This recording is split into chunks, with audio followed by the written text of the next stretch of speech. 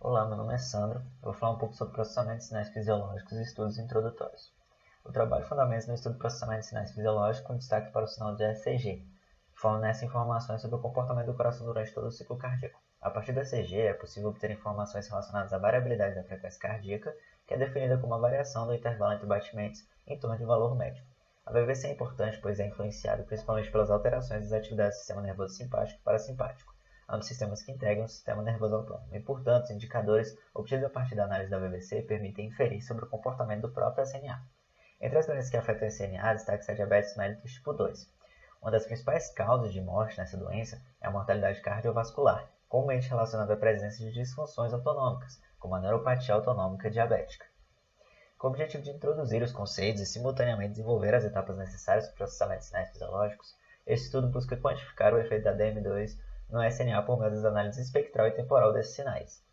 Os dados utilizados consistem nos sinais de ECG, pressão arterial e respiração disponibilizados na base Cerebral Vasoregulation Diabetes, obtida a partir do site Physionet. A base apresenta registros para diferentes testes aplicados em dois diferentes grupos. O primeiro deles composto por sujeitos com diabetes mellitus tipo 2 e o segundo por sujeitos sem diabetes, todos com idade entre 55 e 75 anos. No teste, que é foco desse estudo, foi aplicado em 31 sujeitos, 17 do grupo controle e 14 do grupo diabético. Definiu-se uma janela de 4 minutos para trabalhar com os sinais com o mesmo instante de início e fim para cada um dos sinais de cada paciente. A partir dessa janela escolhida e para manter a qualidade do sinal, fez necessário descartar certos sinais que não satisfaziam os requisitos durante no mínimo 4 minutos contínuos. Os sinais descartados apresentavam calibração de equipamento, perda de sinal, batimentos ectópicos em elevada quantidade, ou em momentos que não permitiam recorte. Após o descarte, 25 sujeitos apresentaram menos 2 sinais satisfatórios, enquanto somente 14 apresentaram 3 sinais em condições aceitáveis para análise, sendo o segundo grupo uma parte integrante do primeiro.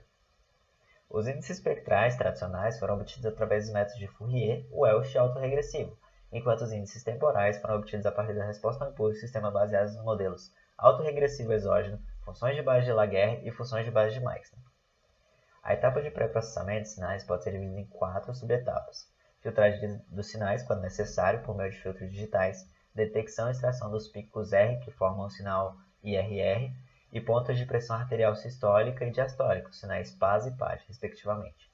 O processamento de sinal de respiração, que consiste na transformação desse sinal, inicialmente adquirido como fluxo de ar para o volume pulmonar instantâneo, e o alinhamento e reamostragem, um passo necessário em razão da natureza não uniforme dos sinais de ECG e PA. As análises utilizadas exigem que a taxa de amostragem seja uniforme e que exista alinhamento temporal entre os sinais. A análise espectral, como apresentado anteriormente, foi realizada por meio de 3 métodos diferentes e cada um deles utilizou uma abordagem sobre 2048 pontos de sinal. A análise de Fourier foi realizada, a análise de Welch, com 256 amostras por segmento e 50% de sobreposição, e a análise por meio do modelo autorregressivo, com o modelo de ordem 70. Em todos os métodos foi utilizado o janelamento de Henning. Buscando estimar de forma mais precisa a influência de diferentes dinâmicas na VVC, Joe identifica uma possível interrelação entre esses 3 sinais, IRR, VPI e PAS. Usando o modelo proposto por ele, foi possível estimar as funções de resposta ao impulso que caracterizam os mecanismos de barorreflexo arterial, utilizando como entrada o sinal de PAS, e acoplamento cardiorrespiratório, utilizando o VPI como entrada. Ambos também utilizam o sinal IRR como saída do sistema. Para o grupo com 3 sinais válidos, utilizou simultaneamente como entrada os sinais PAS e VPI, e para o grupo com 2 válidos, apenas o PAS foi utilizado como entrada. Aqui está o resultado para a análise espectral, na tabela 1. Essa análise foi feita no grupo com 25 sujeitos que tinham sinais de ECG e pressão arterial válidos, e os resultados estatisticamente significantes estão marcados com um asterisco. Já para a resposta ao impulso, os resultados foram dados em 2 tabelas. A tabela 2 mostra os resultados dos pacientes com 3 sinais válidos, compostos por 14 sujeitos. Já a tabela 3 mostra os resultados para pacientes com menos 2 sinais válidos, compostos por 25 sujeitos. Os resultados obtidos por meio das análises espectral e temporal apresentam concordância entre si. Para ambas as análises, os indicadores relacionados tanto ao sistema simpático quanto ao parasimpático apresentaram generalizada redução. E os resultados mais expressivos com significância estatística são o GDBF, com o sinal PAS como entrada, e BF, e o sinal IRR, que indicam disfunções de sensibilidade do barorreflexo, o indicador BF para o sinal PAS, e a sua redução pode sugerir diminuição da modulação simpática da vascularização periférica, que também está ligada à sensibilidade do barorreflexo, e o indicador AF para os sinais PAS e PAD. onde a sua diminuição pode se relacionar à redução da modulação parasimpática sobre a pressão arterial. Conclui-se, portanto, que os conceitos e os passos necessários para o processamento de sinais fisiológicos foram compreendidos durante o trabalho.